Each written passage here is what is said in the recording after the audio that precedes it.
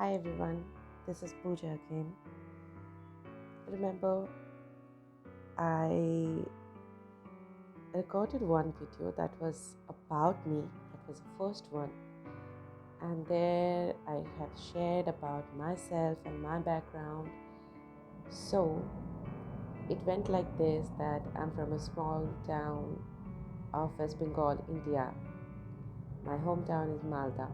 So I completed my plus 2, that is standard 12. We call it higher secondary in Bengali board, like West Bengal government board. So after completing that, I came to Kolkata to pursue my BA degree, that is Bachelor of Arts, from University of Calcutta. So I pursued my graduation in Sanskrit honors along with the past subjects history and journalism and mass communication. So I completed my graduation. Initially, I had a plan to pursue my graduation in geography, but that was my father's plan. He always liked me to have a good subject to pursue with proper future, as in terms of career options. But I always liked literature. So there, my father wanted to me to opt Sanskrit because I always wanted Sanskrit or Bengali to try on. And my father, he's very traditional and he's very much inclined towards our culture, our tradition, especially Vedic culture, and to study Sanskrit. I also liked it, still I do. But initially, I used to like Bengali, Bangla, that is my mother tongue. I wanted to pursue my graduation in it. So after getting admitted to Sanskrit department, then also I was very curious to apply for Bengali department. So um, I kept it as a secret from my parents that I was trying to get a hold of Bengali department in between. But after doing my classes for one single week, supposedly 6 days, Sunday was a holiday, I couldn't stop continuing my department to study Sanskrit. So I was like completely in love with my department, my professors, especially my HOD. She will be my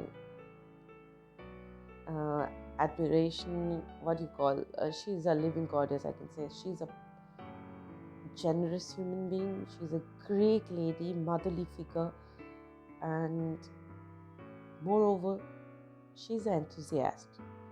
She stays and continues her lifestyle just like another student. She is very disciplined, regular, to the point, particular, accurate with the knowledge, and she was marvelous in her job. For her and the other professors, they were also very, very good. I never had one tutor for my Sanskrit honors class. I never needed that because our HOD, Shruti ma'am, she was so complete, not only for herself, but she used to provide the entire information, entire illustration, explanation, whatever student can ask for. So she used to provide all the kind of information about the books and resources. We used to spend four of us mostly. Then it shifted to three of us. Me, my friends like Meghna, Shayanki, and me, three of us. We completely spent our whole college time to attend our classes, honors, past subjects, all of it. We were very regular in every classes, and no doubt about our honors class Sanskrit. And the rest of the time of our schedules of our college days, we just spent in the college library. We used to find out books, notes. Three of us used to copy, and we alternate our notes. Like we used to exchange our notes, used to Xerox everything. All of the students, like my friends Shanki, Meghna, they had tuition. They used to take tuitions, notes and all. but I prefer not to take them because our college professors, they were more than enough. Can you imagine, if you have any idea about University of Calcutta, we have a vast syllabus to cover, and it's not a home university kind of. It's not one single college is in there. It's like more than 100 colleges where are still under University of Calcutta. So it was tough. You don't know the examiner and you don't know how the questions will be. There will be no suggestion. But I kept continuing with my classes, with the notes and informations provided my teachers, professors. I completed my graduation. Then I was admitted to university. That was a deemed college under Delhi University for pursuing masters in Sanskrit. But alongside, I had another interest of my life. I always spoke about this in my school, also to my school friends, that whatever subject I pursue my honors in, my graduation in, somewhere in my life I'll pursue history. So that was my dream. I am in love with old things, past events, culture, tradition, everything. History is one of my bestest thing that I can spend my days and year with. So then I got the chance information. Prior to that, I didn't have such clear idea about archaeology, how to pursue the sector. I knew about it, but how to pursue it, which are the correct paths to attain those, I completely saying it like open enough that I never knew about it. So this time I got to know about the course of University of Calcutta itself, that we had only in University of Calcutta, in the whole eastern region of India, we had archaeology master's course, MA course. Apart from this, two other universities, they hold diploma course, but none of them had master's course. So very few colleges and universities, they have courses, complete formal courses, especially master's course in archaeology. So University of Calcutta is one of them. So I was admitted to Delhi University for pursuing my MA. So I cancelled it with so many requests, applications, and everything, and then applied for MA in archaeology under University of Calcutta. And that was a risk for me because candidates were so many, but chances were very less. But I took the risk. The panel, there was my name. Before that, I must tell you that from several departments, definitely specific few departments, you can move to archaeology. Those are history, geography, Sanskrit, anthropology, chemistry, botany. These are the few departments you can move from to archaeology. So, especially the most of the seats are occupied for the history students because it is a direct line with history to archaeology, and rest of the departments will get only one seat. So only one student from Sanskrit department was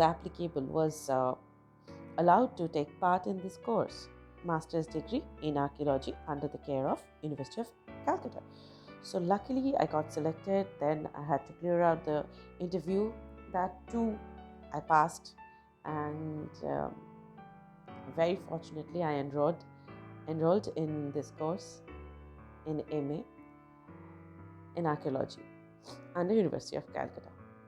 That was a golden period of my life because I always wanted to pursue archaeology and work in excavation trenches and projects. So in this course of 2 years, in our final year, we attended our batch first time from University of Calcutta. We attended out of state excavation project under the care of Archaeological Survey of India, that is ASI, Nagpur branch. And we went to Malhar, that is a part of South Koshal, one of the most important places of 16 Mahajanapadas, Shoresh Mahajanapadas.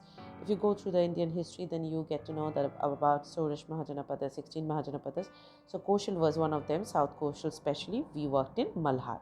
So after doing this 21 days of excavation, I got an opportunity after completing my second year, part 2 of Masters, uh, in a research work in Mysore, because I had a history of Sanskrit.